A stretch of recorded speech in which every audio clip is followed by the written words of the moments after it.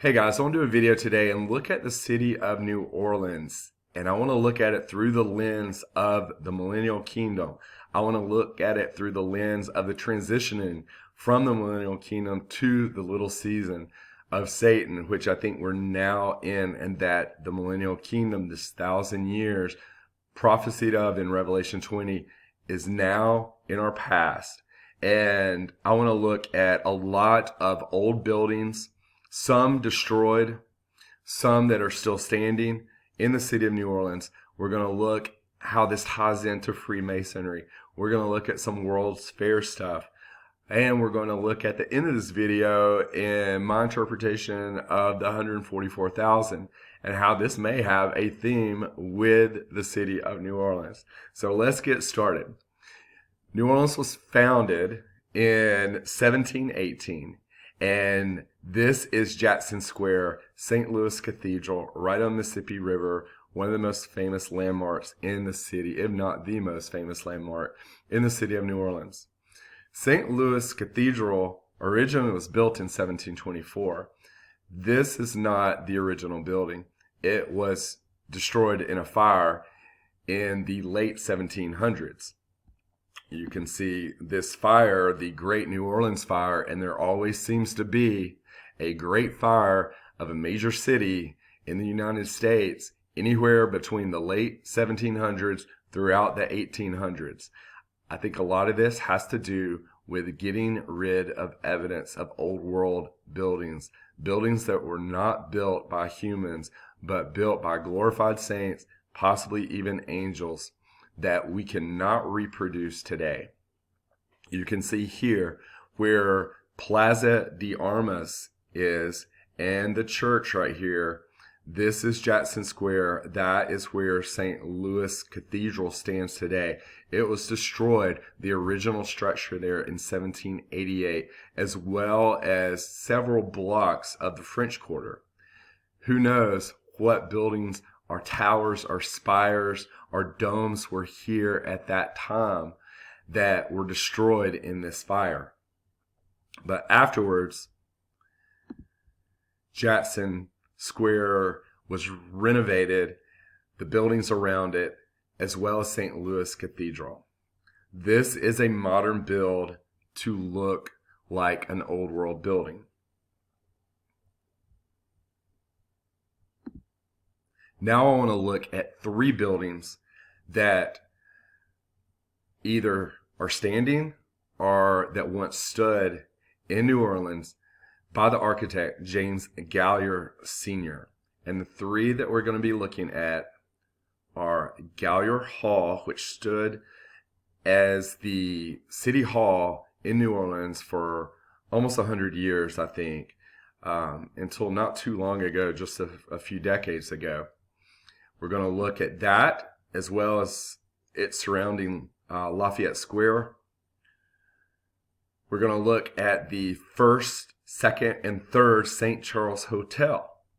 This St. Charles Hotel was built in the 1830s. Gallier Hall was built in the 1850s. Both were attributed to James Gallier Sr. And the third is St. Patrick's Church or Cathedral. This was not originally built by James Gallier Sr., but was reconstructed, and alterations and renovations of this church were done by him in the 1800s. And we're going to take a look at these three. First, let's look at Lafayette Square. And you can see Gallier Hall, photo in the late 1800s. Now, was this structure actually built at that time in the mid 1800s? Or is this an old world building that was claimed by James Gallier Sr.? You can see Ben Franklin, and we're going to talk about Freemasonry in this video. Ben Franklin being one of the highest order of Freemasons, one of the founders of our country. Again, Gallier Hall, it says, served as New Orleans City Hall from the 1850s to the 1950s, and it's still standing today. This is another picture of Lafayette Square, and you can see the first Presbyterian church at that time. You can see large spires, this Gothic cathedral build. Was that built when it said it was in the mid 1800s, or was it found and had already been built, and that is the product of an era gone by, the millennial kingdom? Another picture of Lafayette Square with the First Presbyterian Church before its spire was destroyed, and Gallier Hall. You can see other buildings that were built. Here's St. Patrick's Cathedral that stands, and this is part of the Central Business District in New Orleans. This is the First Presbyterian Church that we previously saw without that large spire. The spire that you see here is gone now, so the picture that I just showed you is just of this lower part. And then that was destroyed and demolished in 1938.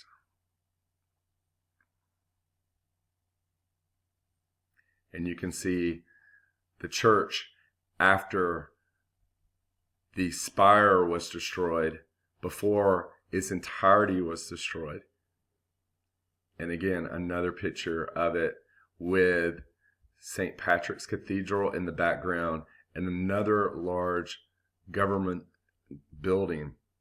Is that something that was built to look old world? Probably that was. But again, there's a lot of blurring of the lines, and I think that's on purpose. And Freemasonry has a lot to do with it. And then finally, this is a picture of Lafayette Square with Hibernia Bank in the background that you see on, I think it's Canal Street in New Orleans. And there's another picture of Hibernia Bank, its present look.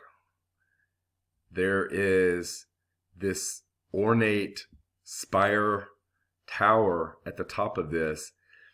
Now, is this old world that was built on top or placed on top of a more modern build? And that's a question I have, because it looks completely different from this. This was built in the 1900s.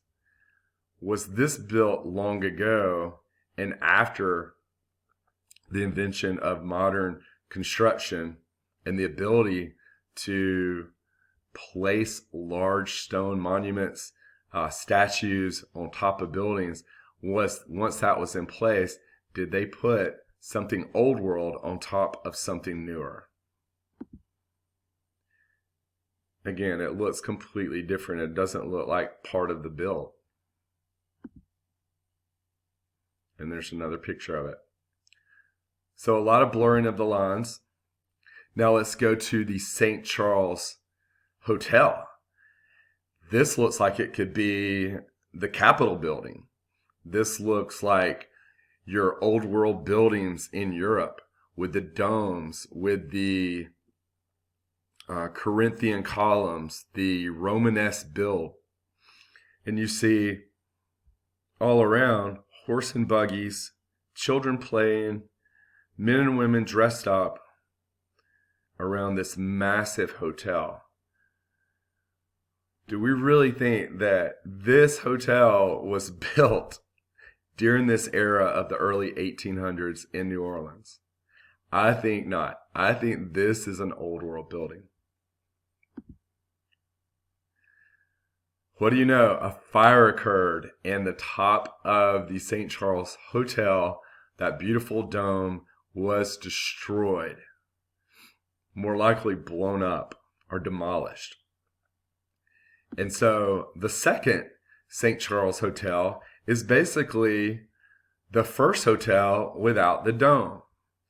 Again, you can see how this massive build does not fit with its surroundings. The dirt roads, the horse Well, I guess those may be those may be cars. I can't tell. No, they're horses. Um, yeah, because it's in the 1850s that this picture was taken. So again, horse and buggy, dirt roads. Look at the architecture next to it, and then this massive building. And this was after the dome was destroyed. And then you had, after that building was completely demolished, a new building, the third St. Charles Hotel, was erected on St. Charles Avenue. And look at how bad that looks compared to that. This is Old World Millennial Kingdom. This is modern build. So now let's go to this article, and this will be real brief.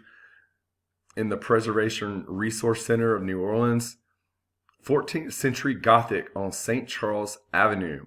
And this is speaking of a Masonic temple that was built in the late 1800s. The article begins talking about Freemasonry.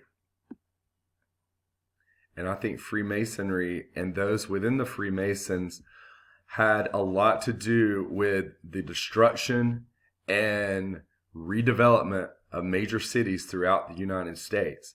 We'll use New Orleans as an example for this. You can see in 1853, the Grand Lodge of Free and Accepted Masons leased a commercial exchange building which was designed by none other than James Gallier Sr., which was built in 1845. So James Gallier of Gallier Hall of the first St. Charles Hotel and St. Patrick's Cathedral that we just saw was the architect and builder of a mid-1800 building, which a few years later was leased to Freemasons to use as their Grand Lodge. There's a link between James Gallier Sr. and Freemasonry. Later, a few decades later, in the 1890s, they decided they needed another newer build for their Masonic temple.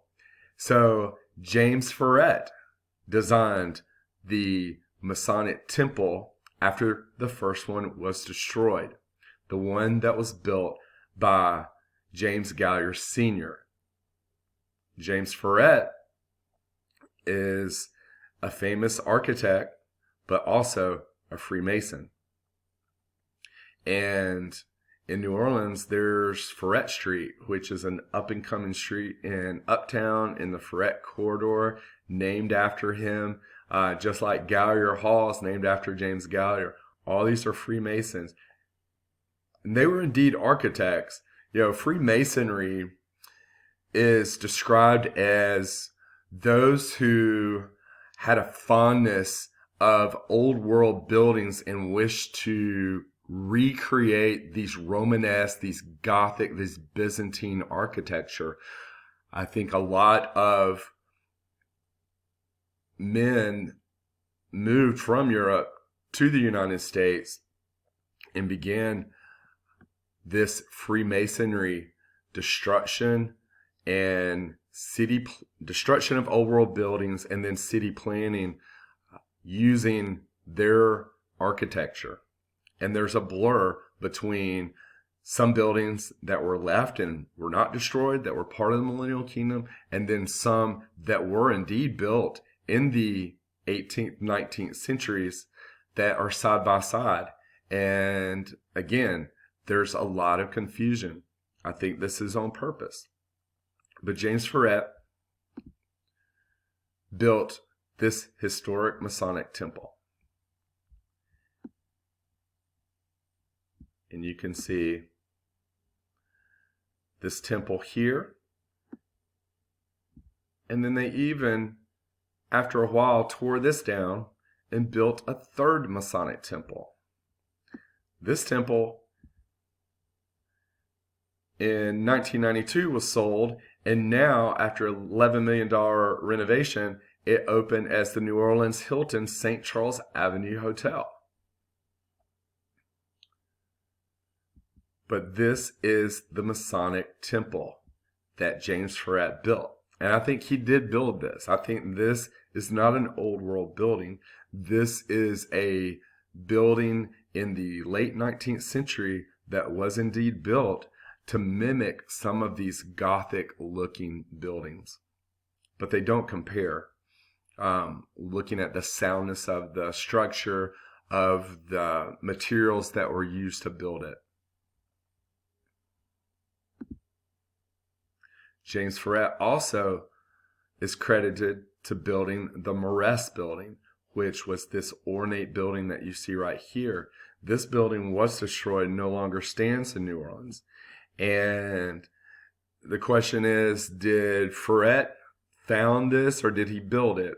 Again, my thoughts, he probably did build it and was built to look like an old world building.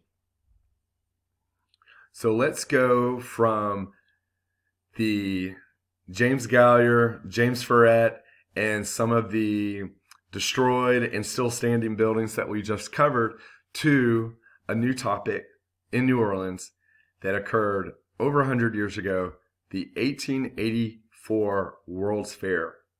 And I want to put this 2-minute and 33-second video up for you. And we're going to just watch it quickly. I want you to see these buildings that were built supposedly within a couple of years in what now is Audubon Park in uptown New Orleans.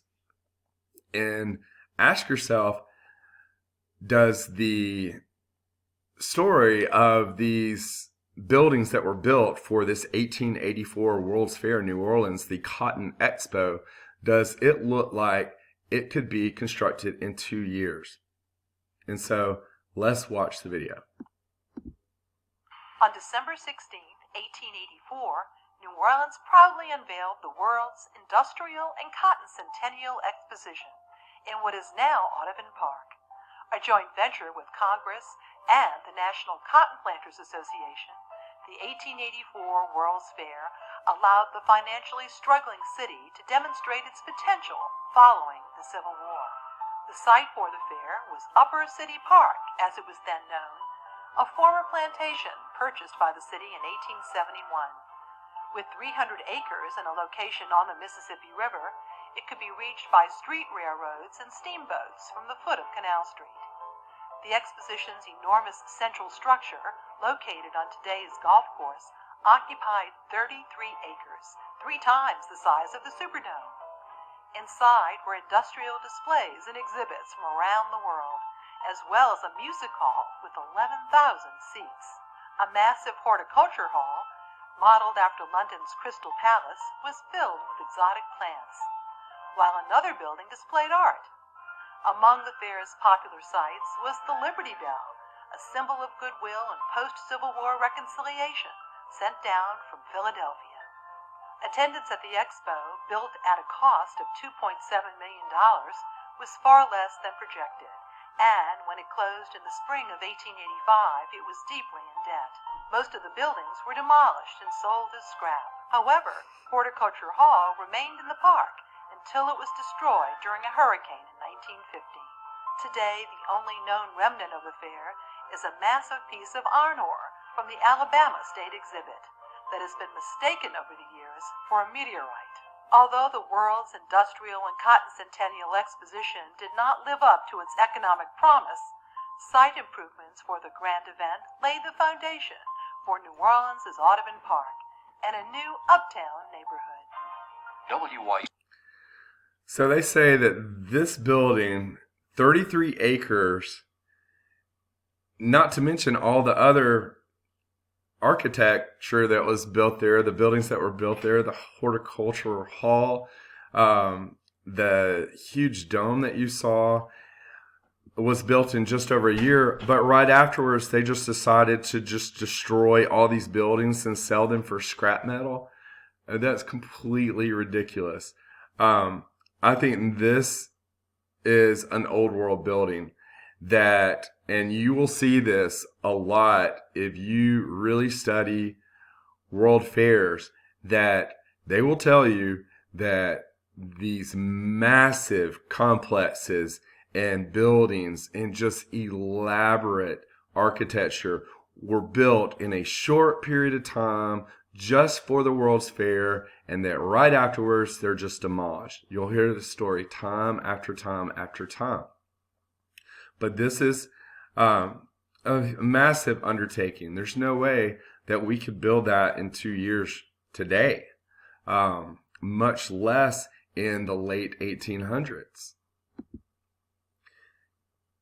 Here's another picture of Horticulture Hall that was part of the World's Fair, and you heard the narrator say that it was made after the Crystal Palace, made in the same form as the Crystal Palace, which was also a World's Fair building in London in 1851. And you can see this artist's recreation of that. You can see several of the Crystal Palace either building or sketches, pictures of it. I mean, look at this. This is just a huge, elaborate complex in London, in Hyde Park, that they say was specifically built for the World's Fair. But I think this was an old world building. All of this, I don't think was built at that time, just like I don't think that the Horticulture Hall in the late 1800s in New Orleans was built at that time. I think these were old world buildings that were found and used in a World's Fair event and then purposely destroyed.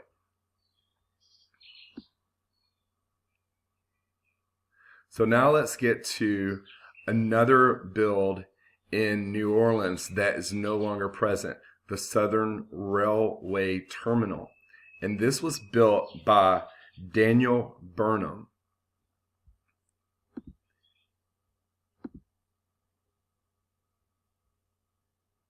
And let me just show you again.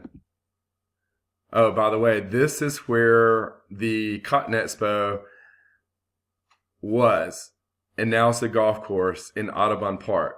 You can see Loyola University of New Orleans across the street. St. Charles, Tulane is just to the left of that, Tulane University. But now where those remarkable buildings were is now a golf course. But getting back to the Southern Railway Terminal, this was built by Daniel Burnham. And this looks very old world to me. They say that inside was pure Italian marble. It was destroyed in the 1950s after serving as the Southern Railway Terminal for several decades in New Orleans.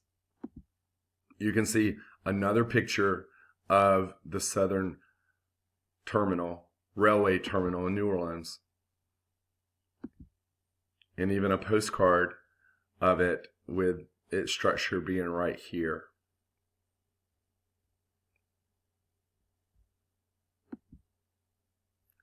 So what's interesting is Daniel Burnham not only is giving credit for constructing the railway terminal in New Orleans, but he also built his own Masonic temple in Chicago. And you can see here the Masonic temple given credit by Burnham and his partner Root, last name Root, in the late 1800s. I think they did indeed build this, just like James Ferret built the Masonic Lodge in New Orleans in the late 1800s. This is Freemasonry built to mimic old world.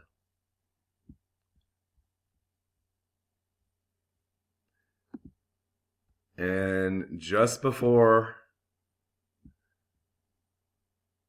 or just after Daniel Byrne moved to Chicago, guess what happened? The Great Chicago Fire. And this is an artist rendition of the Great Chicago Fire. And look at all these buildings, all these spires, this Gothic look here, all destroyed. You can see domes here, another dome here. All this was destroyed in 1871 by fire, supposedly, in Chicago. And this happened right within a couple of years after Daniel Burnham moved to Chicago. You can see the aftermath of the Great Chicago Fire. Does this look like a fire to you? To me, it looks like something's been demolished. Not that there's been a fire there. Now, I'm sure with demolition, there is fires. And you can see some scorched earth look here. But look at these columns of this building in Chicago.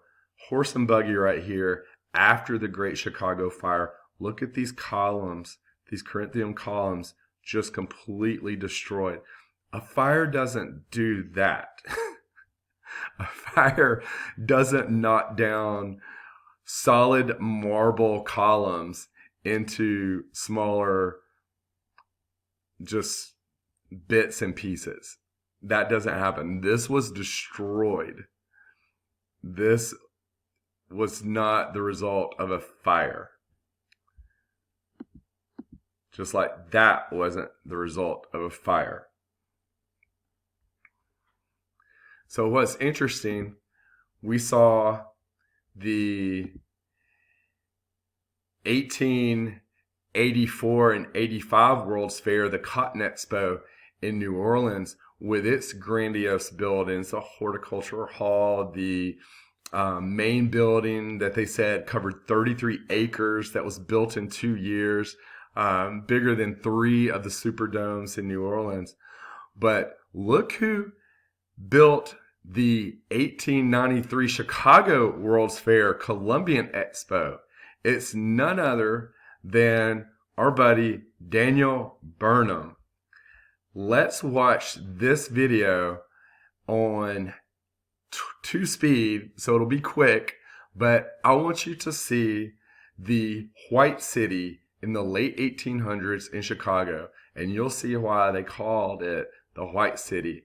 But the story goes is that all these builds were done in less than 2 years in preparation for the 1893 Chicago World's Fair.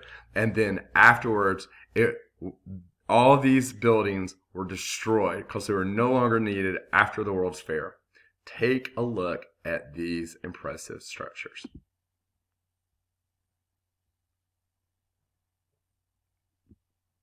And this is going to be just flipping through real fast, but I just want you to get a look at the impressive builds here. There's no way possible in the late 1800s that this could all be built. No way. Look at this with canals and bridges, statues, these, it looks like old world Europe. Straight rotundas. Look at the dome, Capitol building look there. Unimaginable. Can you imagine visiting Chicago right now and being able to walk through and see all this? This is absolutely amazing. But yet they said all these buildings were just destroyed after the World's Fair. They're no longer needed. I mean, look at this. Incredible. I think this was built during the Millennial Kingdom at the time when Chicago was known as Shalaga, an old world city in what we refer to as the New World. But there were people that lived here way before they tell us, and were building these incredible structures. And again, I think this is the expansion of the millennial kingdom that you see here in North America, and that these buildings were not built in 2 years in the late 1800s by mortal men, but they were built much earlier during the millennial kingdom by glorified saints. And again, possibly angelic beings.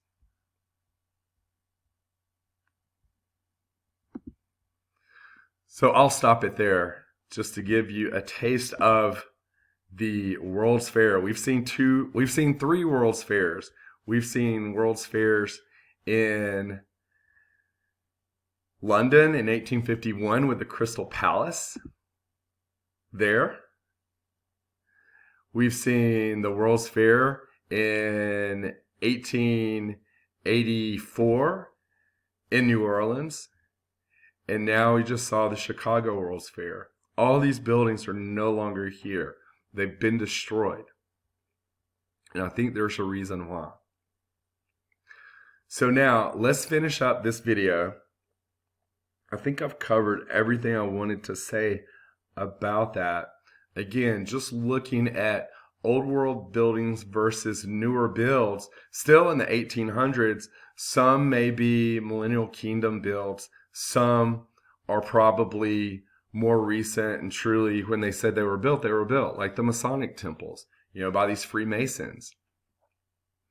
But I think that a lot of the Freemasons, especially in the late 1700s, early 1800s, simply found those buildings that were given credit for their design and architecture.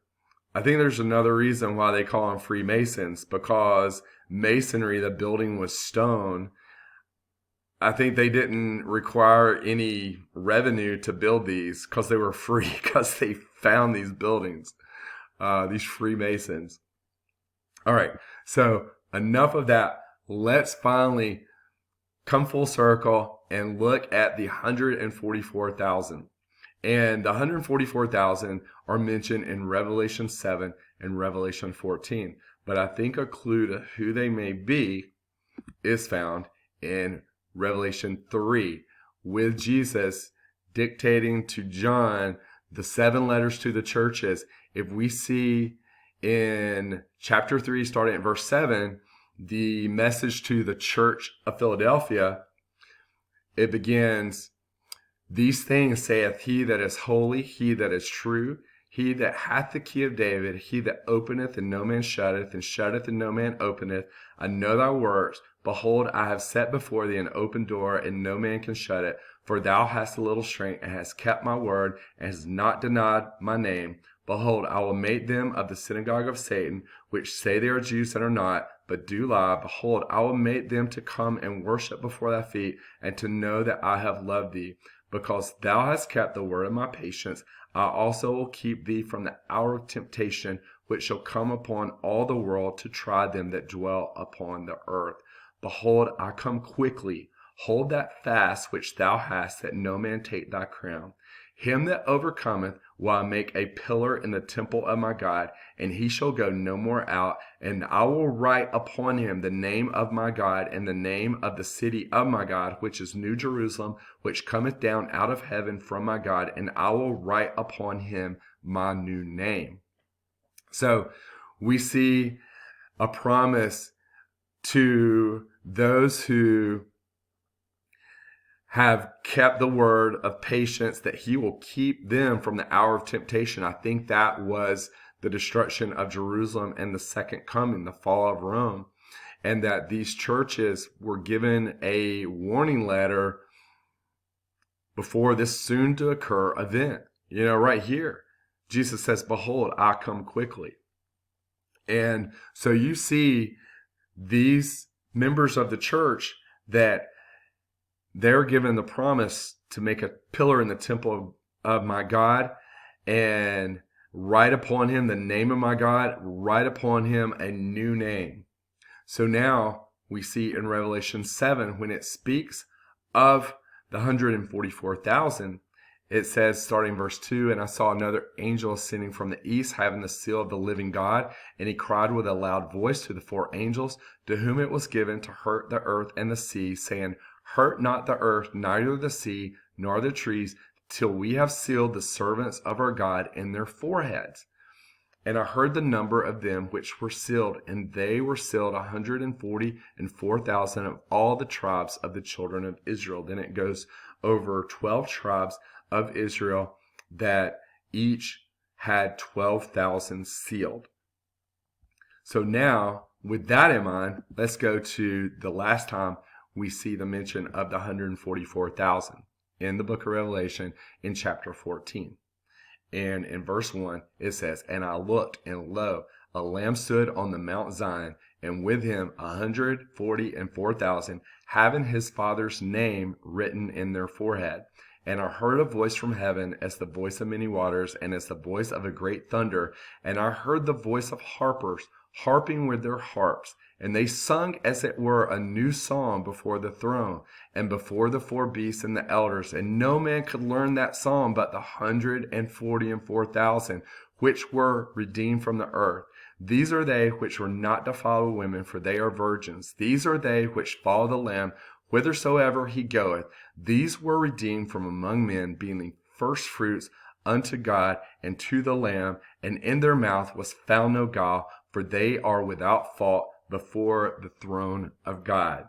So I think that these 144,000 were those that were redeemed at the time of the first resurrection. Those saints that were part of the churches in that area, the 7 churches, as well as other churches throughout the Roman Empire, that kept the word of God with patience, that kept the testimony of Jesus. And I think that these were the raptured at that time, sealed on their foreheads with the name of the living God, just like the Church of Philadelphia was promised. I think the reason that they are described as the 12 tribes of Israel is because that there has been a transition now between the children of Israel and that nation, which as a majority, as a whole, denied Jesus and his death, burial, and resurrection, but held on to the work of their own hands, the Levitical priesthood, and that these believers now have become on the other side of Jesus' death, burial, resurrection, that continuation of the children of Israel, now that the Roman Empire, the fall of Rome, the beast system was destroyed, and with that, the old priesthood, the old temple system, and the children of Israel. These 144,000 carried on the name of the God of Abraham, Isaac, and Jacob, and were described in that way as the 12 tribes of Israel. So now, what was the song that they were given that nobody else could learn but them? These saints that were raptured at the time of the first resurrection with the martyred saints to begin the millennial kingdom. What song was it that they learned? Well, it got me to thinking, have we possibly heard songs of the millennial kingdom and we are just blinded to that they're about the millennial kingdom? For instance, the battle hymn of the Republic, glory, glory, hallelujah. Read the lyrics of that. And it has a strong reference to Jesus coming and the things that he's doing on the earth at that time, during possibly a millennial kingdom time. Another song, Joy to the World, the Lord is come, and how that may be speaking of the second coming of Jesus Christ happening in the past, and that the millennial kingdom became manifest at that time at the destruction of Jerusalem and the fall of Rome. Well, another song that I think that we sing all the time, especially in New Orleans, that has a Saints theme, when the Saints go marching in, I think could possibly be the song that they were given, the 144,000, when they were raptured and brought into the millennial kingdom. Let's look at the words. Oh, when the saints go marching in, oh, when the saints go marching in, I want to be in that number. What number? The 144,000. When the saints go marching in. And when the sun begins to shine, I want to be in that number. Oh, when the trumpet sound its call, I want to be in that number. What do we hear in the book of Revelation? The 7 trumpets. Oh, when the new world is revealed, I want to be in that number. The millennial kingdom becoming manifest at that time, the new world. Oh, when the drums begin to bang. Oh, when the stars fall from the sky.